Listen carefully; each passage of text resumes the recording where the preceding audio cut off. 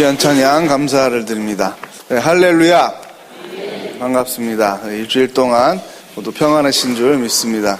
날씨가 어제는 정말 봄이 왔구나 이렇게 느낄 정도로 아주 따뜻했는데 오늘 좀 다시 쌀쌀해졌습니다.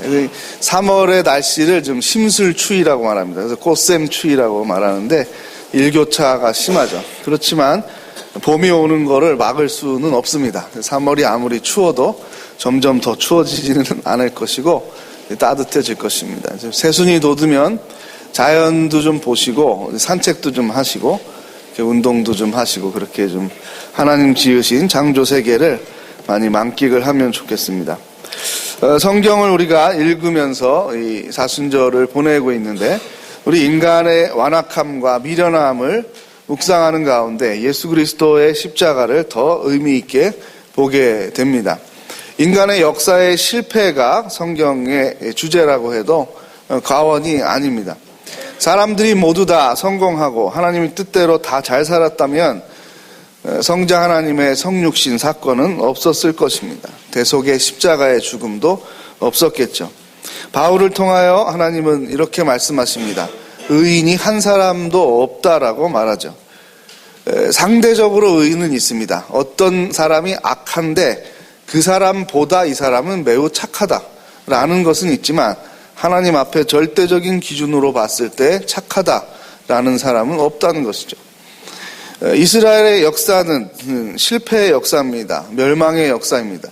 왜 우리나라는 하나님의 선택된 민족으로 정말로 하나님이 은혜로 공짜로 나라를 주셨는데 젖과 꿀이 흐르는 땅을 주셨는데 왜 얼마 안 돼서 뺏기게 됐을까? 그것을 반성하는 역사책이 바로 신명기 사관에 의한 역사의 묶음이라고 말씀을 드렸습니다. 그래서 지난주에 은혜를 기억하는 것이 구약성경의 주제다라고 말을 했죠. 근데 오늘 반대로 실제로 이스라엘의 삶이 어땠습니까? 은혜를 망각하는 삶을 살게 됐습니다. 그럼 결론은 어떻게 될까요? 멸망하게 됩니다. 심판을 받게 됩니다. 이스라엘은 가나안 땅을 하나님의 은혜로 차지했습니다. 그들의 군사력이나 그들의 성실함, 그들의 지혜를 통해서 얻은 것이 아닙니다. 그러나 이들이 빈번한 전쟁을 수행하면서 좀 피곤하게 되었습니다. 하나님을 믿는 그 신앙을 가지고 계속해서 나아가야 하는데 하나님만을 왕으로 모시고 산다라는 것이 참으로 이들에게 불안하게 느껴졌습니다. 다른 나라들은 신속하게 전쟁을 수행하고 어떤 필요한 공사를 신속하게 하는 그런 절대적인 왕의 제도를 가지고 있었습니다. 이 왕 제도의 유익한 점은 중앙의 권력이 집중돼서 일사불란하게 지방의 행정까지 장악을 할 수 있다는 것입니다. 왕이 필요한 사람, 자기의 신복을 지방의 그 책임자로 맡기는 가운데 왕의 의지가 지방까지 신속하게 미치게 되죠. 그래서 대규모 성벽을 쌓는다든지 왕궁을 확장한다든지 왕의 무덤을 짓는다든지 할 때 중앙 집권적인 이 왕제도가 매우 유익합니다. 또 전쟁을 수행할 때 병사를 얼마 정도를 각 그 부족에서 보내라라고 명령을 해서 그것이 절대적인 힘을 가질 때 전쟁을 원활하게 수행을 할 수가 있습니다. 이것은 정치제도의 큰 그 갈등과 이 계속되는 역사라고 말할 수가 있겠습니다. 그럼 이스라엘의 정치체제는 무엇이었는가? 바로 장로제도입니다. 장로제도가 무엇입니까? 각 12지파의 원로들을 대의원으로 선발해서 그들이 각 지파의 필요와 요구사항 그리고 어떤 합의사항들을 발표하게 하는 것이죠. 그래서 그것이 어느 12지파 중에 한 사람이 왕이 되는 게 아니라 합의체제로 이루어지는 것입니다. 그러니까 한 사람의 독주를 막을 수가 있는 장점이 있죠. 지금의 의회제도의 전신이라고 말할 수 있습니다. 어떻게 의회제도는 만들어진 것인가? 성경을 보면 바로 이 12지파의 합의체제가 그 근간이라는 것을 알 수가 있죠. 그런데 이스라엘은 왜 사무엘이 그토록 경고하고 싫어했는데 왕제도를 고집을 했을까? 그리고 사무엘만 싫어한 게 아니라 하나님께서는 더 반대하고 싫어하는 강도 높은 비난을 사무엘을 통해서 했음에도 불구하고 이들이 고집을 피워서 왕을 세우게 됩니다.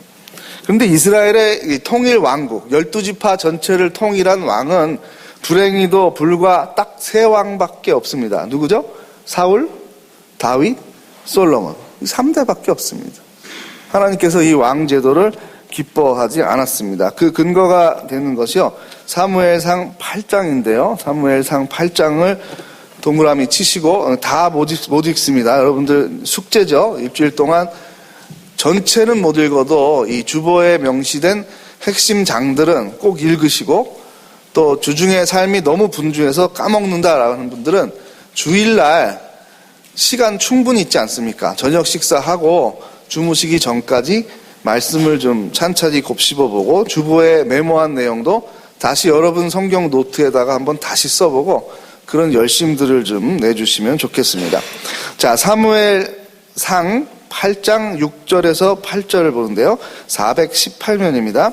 같이 읽습니다. 시작. 우리에게 왕을 주어 우리를 다스리게 하라 했을 때 사무엘이 그것을 기뻐하지 아니하여 여호와께 기도하매 여호와께서 사무엘에게 이르시되 백성이 내게 한 말을 다 들으라. 이는 그들이 너를 버림이 아니요 나를 버려 자기들의 왕이 되지 못하게 함이니라. 내가 그들을 애굽에서 인도하여 낸 날부터 오늘까지 그들이 모든 행사로 나를 버리고 다른 신들을 섬긴 같이 내게도 그리하는도다.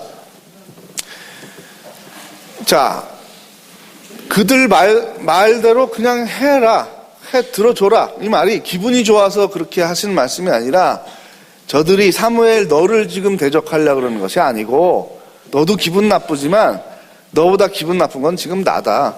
저들이 지금 요구하는 것은 왕인 나를 무시하고 내가 은혜로 나라를 세우게 하고 출애굽을 했던 것을 인정하지 않고 다른 나라처럼 왕제도를 해서 강한 군사를 키워서 전쟁을 수행한다라고 지금 주장하는 거 아니냐. 그러면 그 다음에 벌어질 일에 대해서는 잘 알고 있는 것이죠. 왕제도의 폐해를 누가 잘 알고 있습니까? 하나님께서 잘 알고 계시죠. 그게 싫어서 출애굽한 거 아닙니까? 그럼 그 경험을 누가 했습니까? 왕제도의 피해를 받았던 사람들이 누굽니까? 이스라엘 백성들 자신이죠. 본인들이 노예 생활을 하고 강제 노동을 했던 거 아닙니까? 그런데 그거를 자기들이 지금 하겠다고 주장을 하고 있는 것입니다. 그래서 사무엘이 얘기를 합니다. 왕제도가 어떤 것인지 여러분들이 알고 있지 않느냐. 나중에 물론 필요에 의해서 왕제도를 하면 좋은 점이 있는데, 왕이 만약에 타락을 하게 되면 그 폭군에 의해서 그 절대 권력을 쥐어줬는데 그 임금이 타락하게 되면 백성들이 얼마나 피눈물을 흘리고 고생하게 될 것인지 다른 나라의 삶에서 이미 보지 않았느냐라고 경고를 하고 있습니다. 그러나 그들이 외칩니다. 이미 마음이 굳어졌죠. 우리 왕제도 해야 된다. 빨리 신속하게 전쟁을 해야 되고 나라를 더 넓혀야 된다. 영토를 넓히고 지방에 있는 그런 그 지역의 영토를 더 넓혀서 우리가 더 많이 땅을 가져야 한다라는 생각을 갖게 됩니다. 그렇게 해서 사울이 초대 왕이 됩니다. 이 엇박자가 나는 거예요. 이스라엘의 전통적인 정치 이념하고 안 맞는 왕제도가 되니까 초대 임금인 사울은 힘이 없습니다. 힘이 없고 늘 불안해요. 사울의 심리는 늘 가시방석입니다. 언제 내가 죽을지 모른다는 그런 불안감에 사로잡혀 있었습니다. 참 불행하게 산 임금입니다. 심성이 매우 약하고 불안한 사람이었습니다. 다윗과 같이 독하지 않은 사람이었습니다. 매우 심성이 부드러운 사람을 왕으로 세워놨습니다. 사울은 다윗처럼 부하의 아내를 뺏은 적도 없고 음란의 죄를, 간통의 죄를 범하지도 않았습니다. 그럼에도 불구하고 사울은 버림을 받게 됩니다. 왜냐하면 불안한 가운데 하나님을 온전히 신뢰하지 못하고 왕으로서의 그 중심을 잡지 못했기 때문입니다. 하나님의 도우심을 기다리는 것이 신앙생활의 기본입니다. 그런데 사울은 그것을 할 수가 없었습니다. 염려에 빠져서 예언자의 말도 믿지 못했습니다. 자기가 어떻게든지 이 위기를 벗어나고 불안한 이 상황을 타개하기 위해서 자기가 그냥 막 사무엘이 해야 되는 일을 막 했습니다. 그리고는 하나님이 나를 보호해주고 지켜줄 거라는 생각을 했죠. 그때 유명한 요절이 나오는 거 아닙니까? 제사보다 뭐가 낫다고 말합니까? 순종이 낫다라는 이제 요절 말씀이 등장하게 됩니다. 다윗은 만만이요 사울은 천천이다. 백성들이 계속 그 얘기를 합니다. 그 마음이 어떻겠습니까? 자기가 지금 왕인데 나는 천천을 죽일 수 있는 장수고 다윗은 만만을 죽일 수 있는 장수다라고 말하면 내 위치에 대해서 어떻게 생각이 들겠습니까? 그래서 사울은 다윗을 죽여야 되겠다라고 생각을 하죠. 이렇게 되면서 계속해서 이스라엘의 역사는 불행하게 됩니다. 사울의 아들이 왕으로 즉위하지 못하고 그가 죽임을 당하고 다윗이 왕이 됩니다. 다윗은 어떤 사람이었습니까? 왕이 되고자 하는 마음이 없었고 그는 한 그 목자로서 살던 사람입니다. 그런데 그 형들에게 그 도시락을 쌓아주러 전달하러 갔다가 얼떨결에 골리앗 장수를 물리치게 되면서 그가 목자의 신분에서 장군으로 바뀌게 되죠. 그래서 전쟁을 잘하는 사람으로 바뀌게 됐습니다. 그가 쫓겨다닐 때는 이방 민족의 용병으로 삽니다. 먹을 게 없으니까 돈을 받고 다른 사람 죽이라는 거. 우리가 영화 보면 지금 막 킬러 나오는 거 있죠. 그 용병이 킬러죠. 돈 받고 누구를 죽여주는 겁니다. 그런 역할을 하면서 살았습니다. 너무나 많이 피를 흘리는 삶을 살게 된 것이죠. 그래서 이 다윗은 그 용병들의 세계를 잘 알게 됩니다. 뭐 이야기만 해도 정말 1시간, 2시간 해도 부족한 아주 많은 이야기들이 있습니다. 요점만, 큰 흐름만 제가 여러분들에게 지금 알려드리고 성경을 관심을 가지고 통독할 수 있도록 제가 동기부여를 지금 해드리는 겁니다. 아무것도 모르면 이게 읽혀지기가 어렵기 때문이죠. 그래서 우리가 지금 상식적으로 알고 있는 내용이 조금 혼동이 될 수도 있고 좀 변화가 올 수도 있습니다. 신학을 깊이 공부하다 보면 좀 난감할 때가 있습니다. 이걸 성도들이 알고 있는 거하고 좀 다르게 알게 되는 것이 있는데 이거를 설교로 잘 설명을 해줘야 되나 아니면 그냥 성도들이 편하게 살게 그냥 놔둬야 되나 이런 고민들을 목사들은 많이 하게 됩니다. 근데 저 같은 스타일은 좀 힘들어도 배운 대로 사실대로 우리가 고민하고 이것이 더 맞다라고 결론이 난 대로 설교를 해야 된다라는 주장입니다. 그래서 제가 오늘 힘들 설교를 합니다. 다윗과 솔로몬 하면 여러분들은 다 좋은 임금으로 기억을 하고 있지 않습니까?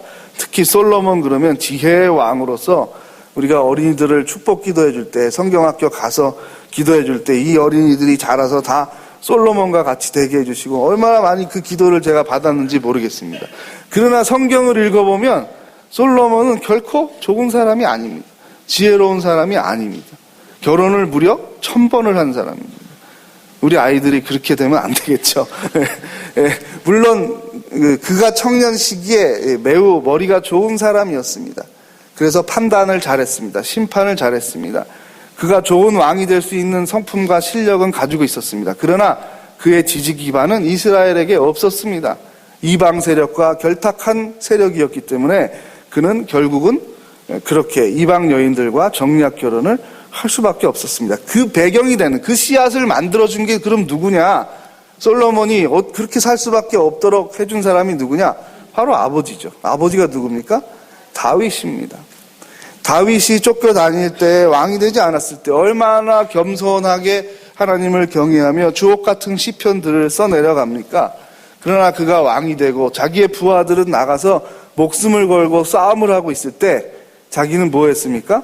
십계명을 어기고 간통을 했습니다. 다른 사람의 아내입니다. 그것도 당신이 총애하는 부하 우리야 장군의 아내입니다라는 말을 듣고도 그 여인과 동침을 했습니다.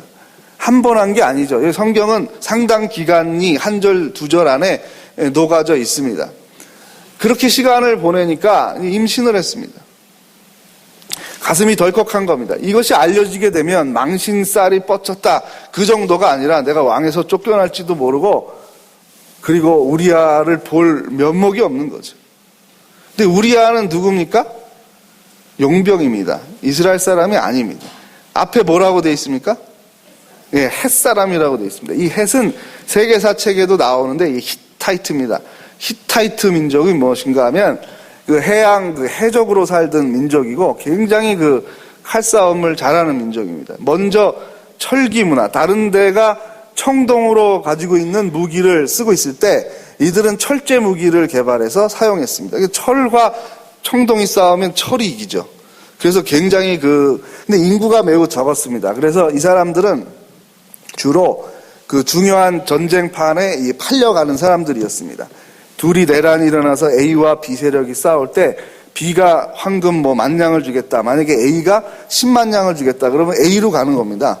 그래서 가서 전쟁을 해주고 100,000냥을 받아오는 사람들이에요. 그러니까 다윗도 급하니까 자기가 알고 있는 그 용병 가운데 굉장한 장수를 지금 데려온 겁니다. 그게 누구예요? 바로 우리아죠.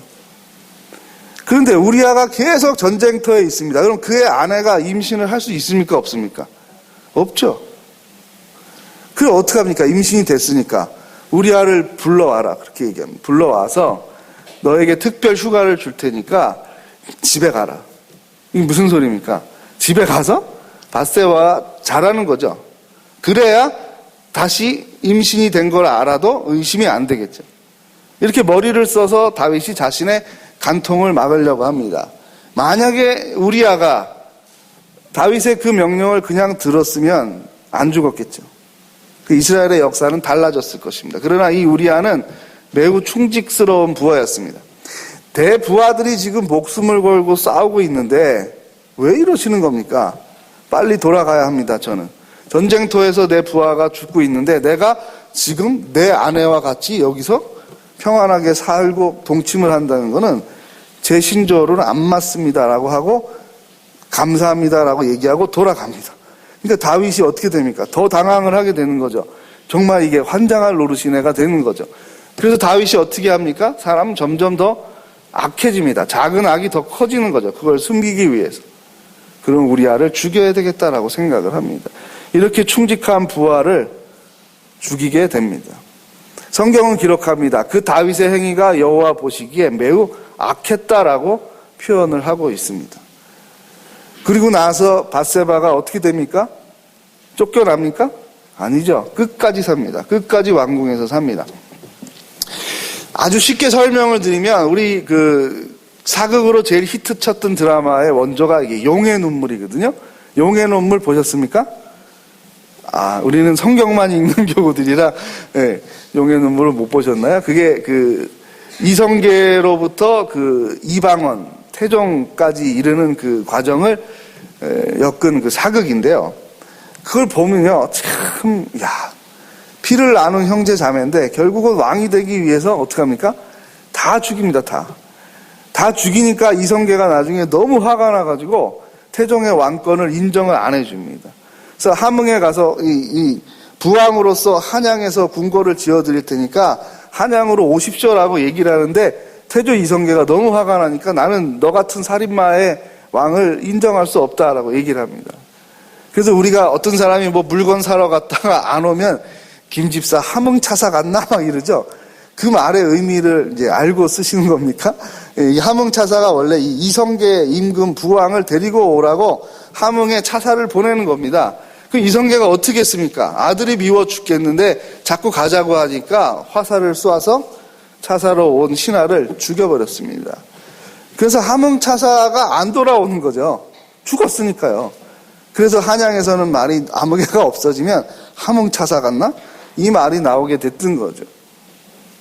근데 조선의 시대에도 보면 왕이 되기 위해서 세자들이 암투를 벌이고 그 배후에 후궁들과 중전이 계속 싸움을 하게 되는 걸 우리는 드라마를 통해서 많이 보게 되죠.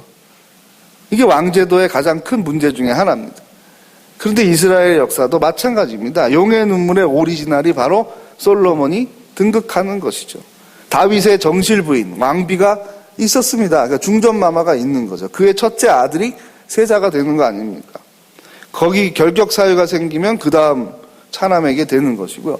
거기 다 문제가 생기면 그 다음 후궁 순위에 여자가 난 첫째 아들이 또 왕이 되는 거죠. 이 밧세바는 뭐죠? 후궁도 아니고 아무것도 아니에요. 그냥 부하 장군의 아내. 여러분, 그가 난 아들이 왕이 되는 게 맞습니까? 상식적으로 이거는 불가능한 일이죠. 왕자들이 즐비하게 있는데. 근데 결국은 어떻게 됐습니까? 밧세바가 왕궁에서 쫓겨나지 않고 계속 솔로몬을 보호합니다. 그 왕하에 이렇게 쓰여 있죠. 다윗이 늙어서 판단력이 흐려졌다라고 말하고 있습니다. 다른 왕자들을 즉위시키지 않고 밧세바의 치마폭에 빠져서 계속해서 세자를 책봉을 안 하는 겁니다. 그러니까 세자 입장에서는 어떻게 될까요? 내가 왕이 돼야 되는데 그 측근에 세력이 있겠죠. 또 혼자가 아니잖아요. 그럼 압살롬의 입장에서 내가 왕이 돼야 되는데 계속 아버지가 성경에 보면 써 있습니다. 2년 동안 압살롬을 한 번도 안 찾았더라 이런 표현이 있습니다. 늘 누구만 찾았겠어요? 솔로몬만 찾았겠죠. 그 압살롬의 마음이 변합니다. 여러분 압살롬 우리가 상식적으로 생각하면 천하의 죽일 놈, 제일 나쁜 놈이죠. 세상에 할 일이 없어서 아버지에게 반란을 일으키냐, 이 세상에 나쁜 놈, 이방원과 같은 놈, 이런 거죠. 근데 성경은 압살롬에 대한 평가가 두 군데 표현이 되어 있는데 다 굉장히 좋게 나와 있습니다. 압살롬은 준수한 청년이었고 흠잡을 데가 하나도 없는 사람이었다. 이스라엘의 백성들이 다 그를 따르니라 이렇게 역사책은 기록하고 있습니다. 그런데 어떻게 됐다는 겁니까? 결국은 세자를 안 해주는 거죠. 계속 왕위에 대한 얘기가 없으니까 그 측근들이 다윗은 지금 밧세바에게 미쳐 있습니다. 당신은 죽임을 당할 것입니다. 가만히 있으면 죽을 것입니다. 그렇게 해서 반란이 일어나게 되는 거죠. 그 다음 왕자들도 계속 밧세바에 의해서 죽임을 당하게 됩니다. 그리고 솔로몬이 등극을 했습니다. 그런데 이스라엘 사람들이 솔로몬을 좋아하겠습니까? 안 좋아하죠. 이스라엘의 정통성과 상관이 없는 사람이 왕이 됐습니다. 그럼 어떻게 됩니까? 왕권을 유지하려니까 계속 이방의 용병 세력들과 정략 결혼을 하게 되는 거죠. 그래서 여인들을 후궁으로 데리고 왔는데 이 여인들이 자기가 믿는 신들을 데리고 와서 솔로몬에게 이야기를 하는 겁니다. 이 신앙을 우리가 조국을 떠나온 것도 서러운데 우리가 믿는 이 신앙을 갖게 해달라고 부탁을 하니까 솔로몬이 그걸 들어주게 되는 거죠. 그래서 예루살렘 안에는 정말로 수만 가지의 잡신들의 신당들이 세워지게 됩니다. 여러분이 다시 신명기로 돌아가 보면 이 솔로몬의 모습은 신명기에서 명령하고 있는 모습입니까? 아니죠. 전혀 반대의 모습으로 지금 살아가고 있는 것이죠. 그래서 그가 왕비 외에 1000명의 후궁이나 첩이나 그게 그건데 어쨌든 정식으로 임명을 안 한 게 아마 첩인 것 같습니다. 그래서 후궁이 700명이 있고 그 다음에 여자들이 300명이 있었다라고 말합니다. 이렇게 유지하려고 그러면 시민들에게, 백성들에게 얼마나 많이 세금을 걷어야 되고 얼마나 많이 이들을 노역을 시켜야 되겠습니까? 그래서 나라는 힘이 없어지는 겁니다. 그래서 남과 북으로 분열되게 되죠. 통일 왕국이 길게, 이스라엘 사람들 생각에는 이것이 우리의 왕은 여호와시니까 우리가 이 왕 제도를 수립을 하고 제일 위에 하나님을 세워놓고 우리가 통치하면서 천년 만년 전 세계를 지배한다, 이런 생각을, 이런 꿈을 꾸었는데 하나님이 속지 않죠. 하나님이 속지 않죠. 니들의 속셈은 나를 버리고 너희가 왕이 되고 신이 되고자 함이 아니냐. 너희의 통일 왕국은 3대에 걸쳐서 끝나고 만다. 그 이후에 남과 북으로 분열되고 각각의 왕들이 계속하여 우상을 숭배하게 됩니다. 솔로몬은 이방 세력을 등에 업고 즉위할 수밖에 없었기 때문에 이방 여인들과 정략 결혼을 하고 그들의 조건을, 우상을 숭배하는 것을 허용하게 됩니다. 신명기의 정신에 정면으로 위배된 왕으로 살게 됩니다. 그러므로 그는 성전을 지어서 국민들의 분열된 마음을 하나로 모으는 그런 전략을 취하지만 결국은 하나님께서 성전을 지었음에도 불구하고 너를 인정하지 않고 저주한다는 저주의 신탁을 받게 됩니다. 그리고는 그의 나라가 끝나게 되죠. 분열하게 됩니다. 서양의 역사도 마찬가지입니다. 루이 14세, 16세 이런 절대 권력을 가졌던 프랑스의 왕들은 백성들의 비참한 삶을 알지 못했습니다. 프랑스 대혁명이 일어날 때에 1%에 해당되는 귀족들이 프랑스의 재산의 70% 이상을 가지고 있었다고 합니다. 그래서 백성들이 빵이 없어서 굶으면서 시위를 합니다. 빵을 달라라고 소리를 질렀습니다. 그때 왕비였던 마리 앙뚜아네트가 한 말이 너무 기가 막혀서 역사의 가십거리로 쓰여져 있습니다. 이 멍청이 같은 놈들아, 빵이 없으면 고기를 먹고 또 빵이 없으면 케이크를 먹으면 되지 왜 이렇게 길에 나와서 소란을 떠느냐라고 화를 냈다고 합니다. 이 마리 앙뚜아네트는 결국은 이 혁명군에 의해서 참수를 당하게 되죠. 이것이 왕제도입니다. 아무리 좋은 왕이 있다고 해도 그의 권력에 빌붙은 사람들이 있기 때문에 결국은 타락하게 된다는 것을 인류의 역사는 보여주고 있습니다. 하나님의 은혜를 망각한 이스라엘의 왕과 백성들은 결국 망합니다. 그러므로 우리는 경계를 삼아야 합니다. 우리가 화장실 갈 때와 나올 때 마음이 다르다는 말을 하는 것처럼 우리가 간절할 때, 절박할 때 하나님을 정말 우리의 주인으로 모신다라고 말하지만 우리가 태평하고 물질이 넉넉하고 건강하고 내 마음대로 내 삶이 풀리는 것 같이 여겨졌을 때 어느덧 우리의 정말 왕이신 하나님은 우리의 삶에 별로 상관이 없게 되고 내 마음대로 내가 왕이 돼서 내 탐욕이 왕이 돼서 살아가고 있는 모습을 보게 됩니다. 하나님은 신실하십니다. 그 말씀이 실현이 됩니다. 신명기의 예언이 그대로 신실하게 이루어진 것이죠. 비극의 역사입니다. 선민이라도 하나님의 은혜를 망각하면 우상을 숭배하며 하나님의 말씀을 저버리게 되면 심판을 받고 멸망당한다고 수없이 신명기에서 여호수아에서 경고를 했습니다. 그러나 그 말을 듣지 않은 이스라엘의 역사는 패망하게 됩니다. 그래서 우리 예수님이 이 땅에 오실 때 나라를 이 강대국에게 뺏기고 저 강대국에게 뺏기고 해서 로마 제국의 식민지를 당하고 있는 그 시절에 가장 참혹한 시절에 예수 그리스도는 성육신하시고 우리를 구하기 위하여 이 땅에 오십니다. 사순절 기간입니다.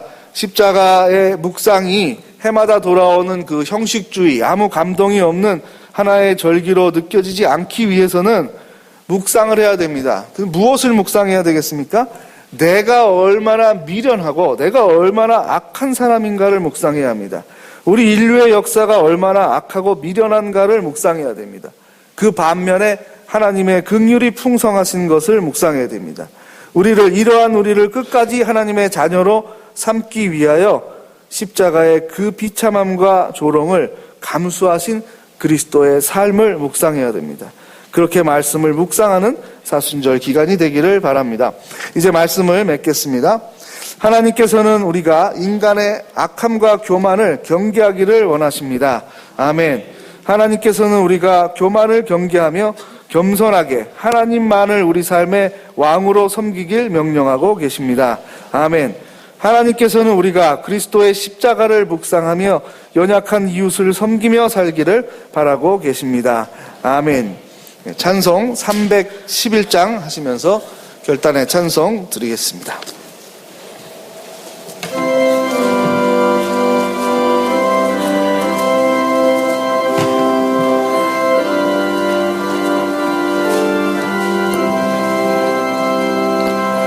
내 너를 위하여 몸 버려 피 흘려 내 죄를 속하여 살기를 주었다. 널 위해 몸을 주었나 너 무엇 주느냐 널 위해 몸을 주었나 너 무엇 주느냐. 합심해서 기도할 때 우리의 완악함과 미련함을 경계하게 해달라고 하나님의 성령을 통하여 지혜와 겸손한 마음을 주시고 예수 그리스도의 우리를 향하신 희생과 섬김의 십자가를 묵상하며 우리도 하나님을 주인으로 왕으로 모시며 더욱더 겸손한 거룩한 삶을 살게 해달라고 이 시간 함께 통성으로 기도하겠습니다. 하나님 아버지, 이스라엘 백성들이 참으로 연약하고 또 미련한 삶을 살았던 것을 보게 됩니다. 그토록 많은 하나님의 놀라운 기적을 체험하고 선민이라는 칭송과 특권을 받았음에도 불구하고 결국 그들의 나라가 오래가지 못하며 하나님께서 주신 땅을 잃어버리며 유리하는 백성, 세계에 흩어지는 백성으로 심판을 받게 된 그 역사를 우리는 기억을 합니다. 우리도 잘 될 때, 내 맘대로 되는 것 같을 때 더 겸손하게 도와주시고 늘 하나님의 우리의 주인이시며 왕이심을 인정하며 겸손히 나아가게 하여 주옵소서. 사순절에 예수 그리스도의 십자가를 묵상하며 더욱더 성경을 읽으며 우리의 악한 마음이 작아지게 하여 주시고 예수 그리스도를 닮는 성품이 커지게 하여 주옵소서. 하나님께 영광을 돌리며 이웃을 섬기게 하여 주시고 우리에게 있는 것을 감사하며 연약한 사람들과 나누며 살아가는 주의 거룩한 백성들 되게 하여 주시옵소서. 하나님 아버지, 우리의 연약함, 이스라엘의 역사의 연약함과 악함은 바로 또한 우리의 역사입니다. 우리의 마음입니다. 하나님께 소중한 것을, 모든 것을 받았음에도 늘 없는 것을 인하여 괴로워하며 또한 허탈함과 박탈감을 가지고 늘 충만한 감사한 생활을 하지 못하는 우리의 어리석은 모습과 이스라엘의 패망의 역사가 닮았음을 고백합니다. 사순절에 돌아오는 이 십자가를 묵상하는 계절이 될 때마다 아무런 감동도 없이 느낌도 없이 그저 형식적으로 보내게 되지는 않는지 우리의 내면을, 우리의 영을 돌아보게 하여 주시옵소서. 하나님 우리에게 행하신 일, 하나님 우리에게 주신 은혜가 얼마나 큰 것인지를 깨닫게 하여 주옵소서. 더욱더 겸손하며 받은 복을 세어보며 나보다 더 연약한 이웃을 생각하며 함께 살아가게 하여 주시옵소서. 우리를 위하여 모든 것을 내어주신 예수 그리스도의 이름으로 기도하옵나이다. 아멘.